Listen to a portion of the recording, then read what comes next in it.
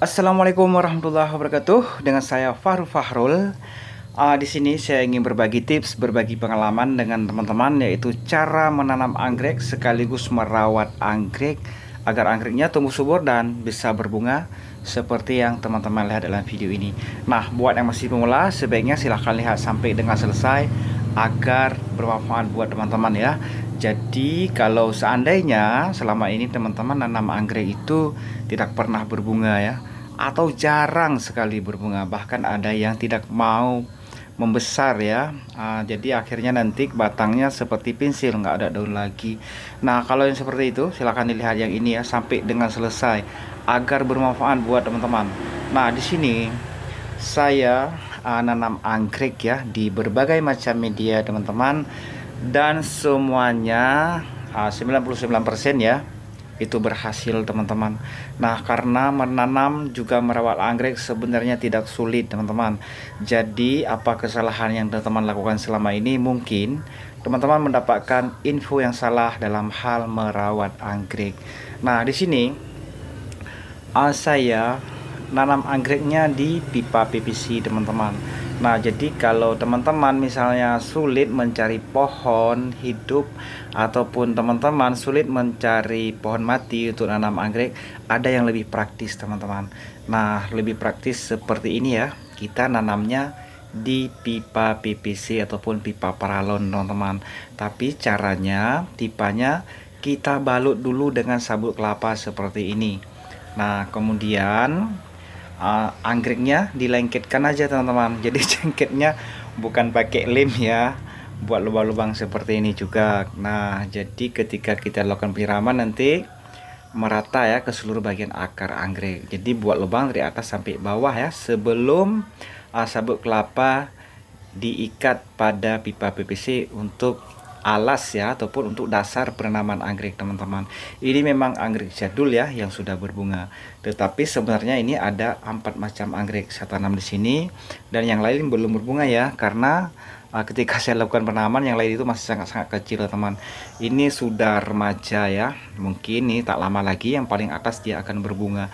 Nah, untuk di pipa PVC seperti ini bahannya murah teman-teman. Jadi ini kita potong ya 1,5 meter itu dari bawah teman-teman, dan bisa dipindah-pindahkan kalau di dalam pipa PVC seperti ini.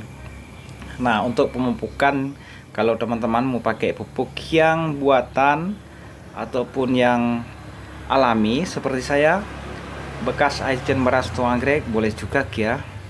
Pupuk yang buatan untuk anggrek boleh juga teman-teman. Jadi caranya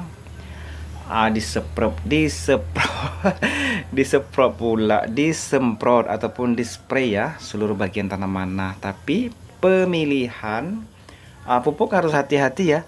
Ada pupuk yang hanya boleh di media tanam, ada pupuk yang boleh di media tanam, boleh di seluruh batang anggrek, juga daun anggrek. Nah, jadi pupuk itu ada berbagai macam jenis teman-teman ya. Kalau yang pupuk cair itu biasanya bisa untuk daun, untuk batang, juga untuk media tanam anggrek teman-teman. Nah, kalau yang pipa PVC seperti ini penyiramannya juga sangat mudah teman-teman. Sebentar ya, saya akan ambil air, akan siram dari atas. Jadi lubang-lubang tadi kan kita buat dari atas sampai ke bawah, tapi di bagian paling bawah itu kita sumbat teman-teman, supaya airnya tidak langsung terbuang ke bawah ya. Nah, nyiramnya seperti ini aja.